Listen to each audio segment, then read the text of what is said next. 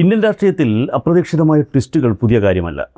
എന്നാൽ സ്വന്തം പാർട്ടിയുടെ പരമോന്നത നേതാവിന് സ്വന്തം പാർട്ടിയുടെ ഏറ്റവും ശക്തനായ മുഖ്യമന്ത്രി തന്നെ കൊടുത്ത ഇത്ര വലിയൊരു എട്ടിൻ്റെ പണി സമീപകാല ചരിത്രത്തിന് ഉണ്ടായിട്ടുണ്ടോ എന്ന സംശയമാണ്.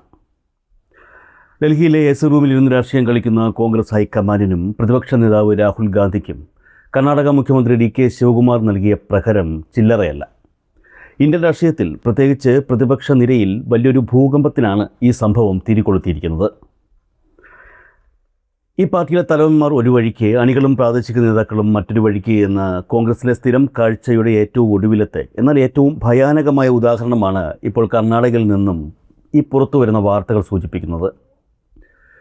രാഷ്ട്രീയമെന്നത് വെറും പ്രസ്താവനകളല്ല, അത് പ്രായോഗികതയാണെന്ന് ഡി കെ ശിവകുമാർ രാഹുൽ ഗാന്ധിയെ പഠിപ്പിക്കുകയാണോ, അതോ കോൺഗ്രസ് നേതൃത്വത്തിൻ്റെ പിടിപ്പുകേടിനെ പരസ്യമായി പരിഹസിക്കുകയാണോ?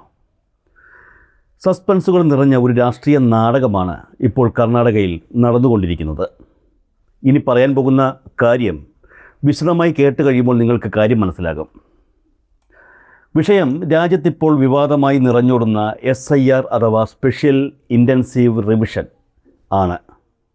വോട്ടർ പട്ടിക പുതുക്കുന്നതുമായി ബന്ധപ്പെട്ട തെരഞ്ഞെടുപ്പ് കമ്മീഷൻ്റെ ഒരു സുപ്രധാന നീക്കം. ഇന്ത്യയിലുടനീളം ഇതിനെതിരെ വലിയ പ്രതിപക്ഷ പ്രതിഷേധമാണ് നടക്കുന്നത്. രാഹുൽ ഗാന്ധിയുടെ നേതൃത്വത്തിൽ കോൺഗ്രസ് ഉൾപ്പെടെയുള്ള 23 പ്രതിപക്ഷ പാർട്ടികൾ ഈ വിഷയത്തിൽ നേരിട്ടിടപെടണം എന്നാവശ്യപ്പെട്ട് സുപ്രീം കോടതി ചീഫ് ജസ്റ്റിസ് സൂര്യകാന്തിന് കത്തയച്ചിരിക്കുകയാണ്. SIR പ്രക്രിയയിലൂടെ വോട്ടർ പട്ടികയിൽ വലിയ കൃത്രിമം നടക്കാൻ സാധ്യതയുണ്ടെന്നും ഈ തെരഞ്ഞെടുപ്പ് ഫലങ്ങളെ അത് അട്ടിമറിക്കുമെന്നുമാണ് രാഹുൽ ഗാന്ധിയും കൂട്ടരും വാദിക്കുന്നത്. ചുരുക്കത്തിൽ SIR എന്നത് ജനാധിപത്യത്തിന് ഭീഷണിയാണെന്ന് വരുത്തി തീർക്കാനാണ് ഡൽഹിയിലിരുന്ന് കോൺഗ്രസ് നേതൃത്വം ശ്രമിക്കുന്നത്. കോൺഗ്രസ് നേതൃത്വം മാത്രമല്ല, പ്രതിപക്ഷ പാർട്ടികളുടെ നേതൃത്വങ്ങൾ മുഴുവനും അങ്ങനെ തന്നെയാണ് ശ്രമിച്ചുകൊണ്ടിരിക്കുന്നത്. എന്നാൽ രാഹുൽ ഗാന്ധിയുടെ ഈ പോരാട്ടം കൊടുമ്പിരി കൊണ്ടിരിക്കുമ്പോൾ ഇങ്ങ് ദക്ഷിണേന്ത്യയിൽ കോൺഗ്രസിൻ്റെ ഏറ്റവും വലിയ സാമ്പത്തിക സ്രോതസ്സും കരുത്തുമായ കർണാടകയിൽ എന്താണ് സംഭവിക്കുന്നത്? ഇന്ത്യ മുന്നണിയുടെ നെടുനായകനായ രാഹുൽ ഗാന്ധിയെ അക്ഷരാർത്ഥത്തിൽ ഞെട്ടിച്ചുകൊണ്ട് കർണാടക മുഖ്യമന്ത്രി ഡി കെ ശിവകുമാർ രംഗത്തെത്തിയിരിക്കുകയാണ്. താൻ മാത്രമല്ല, തൻ്റെ ഭാര്യ ഉഷ ശിവകുമാറും ഒന്നിച്ച് SIR ഫോം പൂരിപ്പിച്ച് നൽകിയിരിക്കുകയാണെന്നും കർണാടകയിലെ മുഴുവൻ ജനങ്ങളും ഉടൻ തന്നെ ഈ ഫോം പൂരിപ്പിച്ചു നൽകണമെന്നും ഡി കെ ശിവകുമാർ ആഹ്വാനം ചെയ്തിരുന്നു. ഇതൊരു ചെറിയ കാര്യമല്ല. ഇന്ത്യ മുന്നണിയിലെ 23 പാർട്ടികൾ ഒന്നിച്ചെതിർക്കുന്ന ഒരു വിഷയത്തെ ഇന്ത്യ മുന്നണി ഭരിക്കുന്ന ഒരു സംസ്ഥാനത്തെ മുഖ്യമന്ത്രി പരസ്യമായി സ്വാഗതം ചെയ്തിരിക്കുന്നു. രാഹുൽ ഗാന്ധി സുപ്രീം കോടതിയെ സമീപിക്കുമ്പോൾ ഡി കെ ശിവകുമാർ തൻ്റെ ജനങ്ങളോട് പറയുന്നു, വോട്ട് ചെയ്യാനുള്ള അവകാശം ജീവിക്കാനുള്ള അവകാശം പോലെയാണ്. SIR ഫോം പൂരിപ്പിച്ചില്ലെങ്കിൽ നിങ്ങളുടെ വോട്ടവകാശം നഷ്ടപ്പെടും. അത് നഷ്ടപ്പെട്ടാൽ സർക്കാർ ആനുകൂല്യങ്ങൾ നിങ്ങൾക്ക് ലഭിക്കാതെ വരും. അതിനാൽ ഉടൻ തന്നെ എല്ലാവരും ഫോം പൂരിപ്പിക്കുക. എങ്ങനെ ഇരിക്കണം? ഓൺലൈനായി ചെയ്യാൻ അറിയാത്തവർ ബൂത്ത് ലെവൽ ഓഫീസർമാരെ കണ്ട് ഓഫ്ലൈനായി ഫോം പൂരിപ്പിക്കണമെന്നും താൻ പോലും മറ്റുള്ളവരുടെ സഹായത്തോടെയാണ് ഇത് ചെയ്തതെന്നും പറഞ്ഞ് വളരെ ലളിതമായാണ് ഡി കെ ഈ പ്രക്രിയയെ ജനങ്ങൾക്ക് മുന്നിൽ അവതരിപ്പിച്ചത്. ഒരു കുടുംബത്തിലെ ഒരാൾ വിചാരിച്ചാൽ എല്ലാവരുടെയും വിവരങ്ങൾ ഇതിലൂടെ അപ്ഡേറ്റ് ചെയ്യാമെന്നും ഡി കെ ശിവകുമാർ പറയുന്നുണ്ട്. രാഹുൽ ഗാന്ധി ഇതിനെ ഒരു വലിയ അഴിമതിയായി ചിത്രീകരിക്കുമ്പോൾ ഡി കെ ശിവകുമാർ ഇതിൻ്റെ ലാളിത്യത്തെ പ്രശംസിക്കുകയാണ്. ഇപ്പോൾ മനസ്സിലായല്ലേ, രാഹുൽ ഗാന്ധിയുടെ മുഖത്തേറ്റ ഏറ്റവും വലിയ അടി തന്നെയാണിത്. ഇവിടെയാണ് കോൺഗ്രസ് നേതൃത്വത്തിൻ്റെ, പ്രത്യേകിച്ചും ഹൈക്കമാൻഡിൻ്റെ സമ്പൂർണ്ണമായ പരാജയവും പിടിപ്പുകേടും മറന്നേക്ക് പുറത്തു വരുന്നത്. ഒരു ദേശീയ വിഷയം ഉയർത്തിക്കൊണ്ടുവരുമ്പോൾ സ്വന്തം മുഖ്യമന്ത്രിമാരുമായി പോലും ആശയവിനിമയം നടത്താൻ കഴിയാത്തത്ര ദുർബലമാണോ കോൺഗ്രസ് നേതൃത്വം എന്നുള്ളതാണ് ഇവിടെ ഉയരുന്ന ചോദ്യം. ഡൽഹിയിലിരുന്ന് ഉപദേശകർ എഴുതി കൊടുക്കുന്ന തിരക്കഥകൾ യാഥാർത്ഥ്യബോധമില്ലാതെ വായിക്കുന്ന രാഹുൽ ഗാന്ധിയെ ഗ്രൗണ്ട് ലെവലിൽ രാഷ്ട്രീയം കളിക്കുന്ന ഡി കെ ശിവകുമാറിനെ പോലെയുള്ള നേതാക്കൾ പുച്ഛിച്ചു തള്ളുകയാണോ എന്ന് സംശയിച്ചാൽ അതിനെ എങ്ങനെയാണ് കുറ്റം പറയാൻ കഴിയുക? ഇന്ത്യൻ രാഷ്ട്രീയത്തിലെ ചില ഡാറ്റകൾ പരിശോധിച്ചാൽ ഇതിൻ്റെ ഗൗരവം മനസ്സിലാകും. 2014 ശേഷം കോൺഗ്രസിന് നഷ്ടപ്പെട്ടത് കേവലം അധികാരമല്ല, ഹിമന്ത ബിശ്വ ശർമ്മയെയും ജ്യോതിരാദിത്യ സിന്ധ്യയെയും അമരീന്ദർ സിംഗിനെയും പോലെയുള്ള അതികായകന്മാരായ നേതാക്കളെയാണ്. ഇവരെല്ലാം പാർട്ടി വിട്ടതിന് പിന്നിലെ പ്രധാന കാരണം കോൺഗ്രസ് ഹൈക്കമാൻഡിൻ്റെ ധാർഷ്ട്യവും താഴെത്തട്ടിലെ യാഥാർത്ഥ്യങ്ങൾ മനസ്സിലാക്കാതെയുള്ള തീരുമാനങ്ങളുമായിരുന്നു. കർണാടകയിൽ അധികാരം പിടിച്ചെടുത്തതിന് പിന്നിൽ സിദ്ധരാമയ്യേക്കാൾ വിയർപ്പൊഴുക്കിയത് ഡി കെ ശിവകുമാറാണ്. പ്രതിസന്ധി ഘട്ടങ്ങളിൽ കോൺഗ്രസ് MLA-മാരെ റിസോർട്ടുകളിൽ സുരക്ഷിതമായി പാർപ്പിച്ചതും പാർട്ടിയുടെ ഫണ്ടിംഗ് ഉറപ്പാക്കിയതും ഈ ക്രൈസിസ് മാനേജറായിരുന്നു. ആ ഡി കെയെ പോലും വിശ്വാസത്തിലെടുക്കാതെയാണ് കോൺഗ്രസ് ദേശീയ തലത്തിൽ തീരുമാനങ്ങൾ എടുക്കുന്നതെങ്കിൽ ആ പാർട്ടി ഇനിയും വലിയ വില കൊടുക്കേണ്ടി വരുമെന്ന കാര്യം ഉറപ്പല്ലേ? ഈ സംഭവം കേരളത്തിലെ കോൺഗ്രസ് നേതൃത്വത്തിനും വലിയൊരു പാഠമാണ്.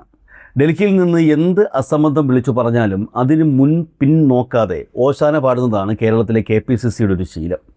കേരളത്തിലെ സമകാലിക രാഷ്ട്രീയ സാഹചര്യം നോക്കുക. CPMഉം ഇടതുപക്ഷവും തികഞ്ഞ പ്രായോഗിക രാഷ്ട്രീയത്തിലൂടെ ഓരോ ചുവടും വയ്ക്കുമ്പോൾ കേരളത്തിലെ കോൺഗ്രസ് നേതാക്കൾ ഡൽഹിയിലെ പ്രസ്താവനകൾ വിവർത്തനം ചെയ്ത് വായിക്കുന്ന തിരക്കിലാണ്. രാഷ്ട്രീയ നിരീക്ഷകർ ചൂണ്ടിക്കാട്ടുന്ന മറ്റൊരു ഉദാഹരണം നോക്കാം. കേരളത്തിൽ വോട്ടർ പട്ടികയുമായി ബന്ധപ്പെട്ട് എന്ത് പ്രശ്നം വന്നാലും കേരളത്തിലെ കോൺഗ്രസ് നേതാക്കൾ ആദ്യം ചെയ്യുന്നത് തെരഞ്ഞെടുപ്പ് കമ്മീഷനെ കുറ്റപ്പെടുത്തുകയാണ്. എന്നാൽ DK ശിവകുമാർ എന്ന പ്രായോഗിക രാഷ്ട്രീയക്കാരൻ ചെയ്തതെന്താണ്? സിസ്റ്റത്തെ എതിർത്ത് വോട്ടില്ലാതാക്കുന്നതിന് പകരം സിസ്റ്റത്തിനുള്ളിൽ നിന്ന് സ്വന്തം വോട്ടർമാരുടെ വോട്ടവകാശം ഉറപ്പാക്കാൻ അദ്ദേഹം തീരുമാനിച്ചു. വോട്ടർ പട്ടികയിൽ നിന്ന് പേര് പോയാൽ അത് ബാധിക്കുന്നത് കോൺഗ്രസിൻ്റെ വോട്ട് ബാങ്കിനെ കൂടിയാകാം എന്ന തിരിച്ചറിവ് അദ്ദേഹത്തിനുണ്ട്. കേരളത്തിലെ K സുധാകരനും VD സതീശനും ഈ പ്രായോഗികത DK ശിവകുമാറിൽ നിന്ന് കണ്ടുപഠിക്കേണ്ടതുണ്ട് എന്നാണ് ചില കോൺഗ്രസ് നേതാക്കൾ പോലും അഭിപ്രായപ്പെടുന്നത്. അല്ലാതെ രാഹുൽ ഗാന്ധി പറഞ്ഞതുകൊണ്ട് മാത്രം ഒരു കാര്യത്തെ കണ്ണടച്ചെതിർത്താൽ അവസാനം വോട്ട് പെട്ടിയിൽ വീഴില്ല എന്ന സത്യം അവർ മനസ്സിലാക്കണമെന്നും അവർ അഭിപ്രായപ്പെടുന്നു. BJP കേരളത്തിൽ തങ്ങളുടെ വോട്ട് ബാങ്ക് കൃത്യമായി വർദ്ധിപ്പിക്കുമ്പോൾ കോൺഗ്രസ് ഇപ്പോഴും പഴയ പ്രതാപത്തിൻ്റെ ഹാങ് ഓവറിലാണ് എന്നുള്ളതാണ് അവരുടെ പരാതി. DK ശിവകുമാറിൻ്റെ ഈ നിലപാടൊരു സൂചനയാണ് എന്ന് പലരും പറയുന്നു. കോൺഗ്രസിലുള്ള ഗാന്ധി കുടുംബം എന്ന പവർ സെൻറ്ററിനെ പ്രാദേശിക നേതാക്കൾ ഇനി അന്ധമായി അനുസരിക്കാൻ തയ്യാറല്ല എന്നതിൻ്റെ കൃത്യമായ സന്ദേശം. ദേശീയതലത്തിൽ കോൺഗ്രസിന് സ്വന്തമായി ഒരു ശക്തിയുമില്ലെന്നും കർണാടക, തെലുങ്കാന പോലെയുള്ള സംസ്ഥാനങ്ങളിലെ പ്രാദേശിക നേതാക്കളുടെ കരുത്തിലാണ് പാർട്ടി നിലനിൽക്കുന്നതെന്നും DKക്ക് നന്നായി അറിയാം. അതുകൊണ്ട് തന്നെ രാഹുൽ ഗാന്ധിയുടെ സിദ്ധാന്തപരമായ രാഷ്ട്രീയത്തെക്കാൾ തനിക്ക് വലുത് കർണാടകയിലെ ജനങ്ങളുടെ പ്രാക്ടിക്കൽ പ്രശ്നങ്ങളാണെന്ന് അദ്ദേഹം അസന്നിഗ്ധമായി പ്രഖ്യാപിച്ചിരിക്കുകയാണ്. എങ്കിലും അവസാനമായി ഒന്ന് ചോദിക്കട്ടെ, എന്തുകൊണ്ടാണ് ഇത്ര വലിയൊരു പിഴവ് കോൺഗ്രസ് നേതൃത്വത്തിന് സംഭവിച്ചത്?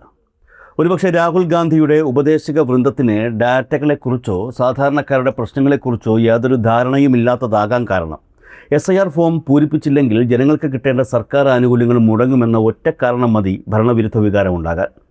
മുഖ്യമന്ത്രി എന്ന നിലയിൽ DK ശിവകുമാർ ഭയന്നതും അതാണ്. ഡൽഹിയിലെ രാഷ്ട്രീയ നാടകങ്ങൾക്കായി കർണാടകയിലെ ജനങ്ങളെ ബലികൊടുക്കാൻ DK തയ്യാറല്ല എന്നാണ് കോൺഗ്രസ്സുകാർ തന്നെ പറയുന്നത്. ഇത് കോൺഗ്രസിനുള്ളിലെ ഒരു വലിയ പൊട്ടിത്തെറിയുടെ തുടക്കമാകാം. രാഹുൽ ഗാന്ധിയുടെ തീരുമാനങ്ങളെ പരസ്യമായി തള്ളിക്കളയുന്ന മുഖ്യമന്ത്രിമാർ കോൺഗ്രസിൽ കൂടി വരുന്നത് പാർട്ടിയുടെ ഭാവിക്ക് ഒട്ടും ഗുണകരമല്ല. DK ശിവകുമാർ രാഹുൽ ഗാന്ധിക്ക് കൊടുത്ത ഈ 8ന്റെ പണി ഒരു മുന്നറിയിപ്പാണ്. നിലനിൽപ്പിനായി പൊരുതുന്ന ഒരു പാർട്ടി സ്വന്തം പോരാളികളെ തന്നെ വിശ്വാസത്തിലെടുത്തില്ലെങ്കിൽ പരാജയം പൂർണ്ണമായിരിക്കും. വരും നാളുകളിൽ ഈ SIR വിവാദം കോൺഗ്രസിനുള്ളിൽ എന്തു മാറ്റങ്ങളാണ് ഉണ്ടാക്കാൻ പോകുന്നതെന്ന് കണ്ടു തന്നെ അറിയണം.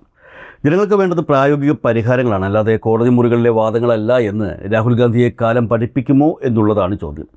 ചോദ്യമൊക്കെ ശരി തന്നെ, പക്ഷേ അതിനുത്തരം കാലത്തിന് മാത്രം നൽകാൻ കഴിയുന്ന ഒന്നാണ്.